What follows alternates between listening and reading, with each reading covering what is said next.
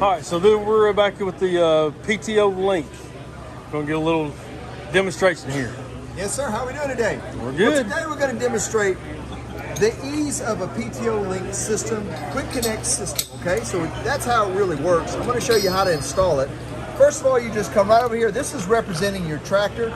Obviously, we couldn't put a tractor on our desktop, so we just decided to use a gearbox here. So basically, you just install it just like this, one-handed. Pull the collar back just a little bit. It locks right on. Now it's forever on. You can remove it, of course, very easy if you choose, but it's intended to just leave on your tractor. Now you have a plate on your tractor. You never have to go onto that spline anymore. That's the part everybody hates, right? But then we're going to take the implement plate. We're going to install that. Put your implement attachment onto here, whether it's a push pin or the collar. Now we got your implement coming up to your plates. We have 4 studs that we're going to go into the 4 teardrop holes. They're easy to see. There's nothing blind. It's easy to see everything. We're just going to align those 4. Watch what happens to this pin here.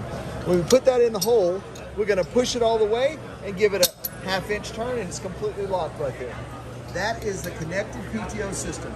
Now it's a little sloppy here on purpose because we want that little pin to fall in that hole quicker, so you're not having to squeeze it real tight to get it to lock in. This pin is designed to align the plates fully. It goes right in here, and if I just slide it right there, it locks through, it aligns, squares the plate off, it prevents it from shearing, and everything's good to go. Now, is that a better, easier connecting point than the traditional way? Seems like it to me. Well, there we go. And to disconnect it, let me show you how easy it is. You just push that little pin. It's got a little wedge tip right there. You push it. I got no fingernails, so if I can do it, anybody can do it. Pull that out. Watch what happens. You see there's some errors there. When I pull this pin, this pin here is called our locking pin. It just locks the plates together. When I pull that, it starts to unlock by itself. It is completely disconnected. Okay. This stays on your tractor. This goes on your implement. If you have multiple implements, you want to get multiple plates. And that way, anytime you never have to then rehook up this, never have to put this back on, and now we're connecting this. So you can buy these individually? Individually. Okay. You can buy it as a package. Here at the show, we do give you a 10% discount and free shipping if you buy it today. All right, so y'all check out PTO Link. And by the way, this one is for tractors up to 130 horsepower. This one right here, the red label, is for tractors up to 100. Okay. And then this one right here is for our smaller tractors, specifically designed for our PTOs, our PTO shafts that are less than 3 inches. Okay. A lot of the Kubota BX, B series, LX series all have a 2.5 like inch spline. your 1 Series John Deere. Yes. Well, so, some of the John Deeres, like our John Deere 1025R, they can handle this one. Okay. Because they have a standard size spline length. Okay. The problem is not necessarily the horsepower; it's the spline off the back of the tractor. If it's got a short one, it won't. This one will work because this needs a full 3 inches of slide. This one can handle it for 2.5 inches. All right. Now, say somebody already has, say their brush cutter. Are they going to need to shorten their PTO shaft, or? Very good question. Okay. So when you have this installed, you measure from the ball bearing to the ball bearing notch. That adds 5 inches to your overall drive line. Okay, 5 inches to the drive line. In a lot of cases, does not need any adjustments, but you always have to measure to find out if that's the case for your implement.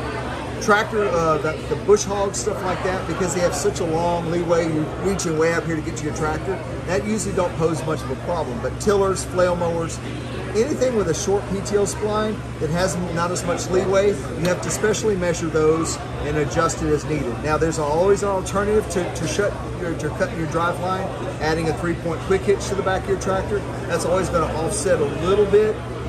They push back about 3.5 to 4.5 inches depending on which one you have. And that's going to push back your mower a little bit, or your implement from the mower a little bit, and it's going to offset some of this 5 inches that we add with the PTO Link system. Okay. All right. That's some great info. I really like that. Thank you for stopping in. Everybody check out the PTO Link if you're having trouble.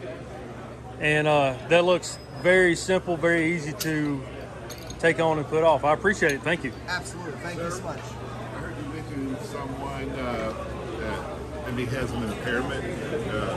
You may be interested to know that the California DDR,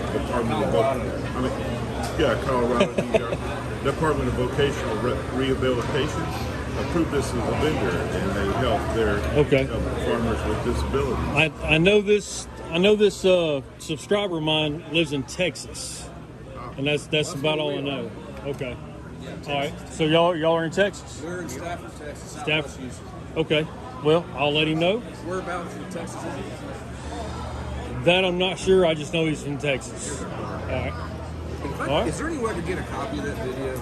I would You're really. gonna put it on YouTube, right? Yeah, I'm gonna put it on YouTube. Fantastic. Simpsons Tractor Works. Is there any way you could just email me the link then? Yeah, sure. You get it? I Yeah. appreciate it. All right. All right. I appreciate y'all. Thank you.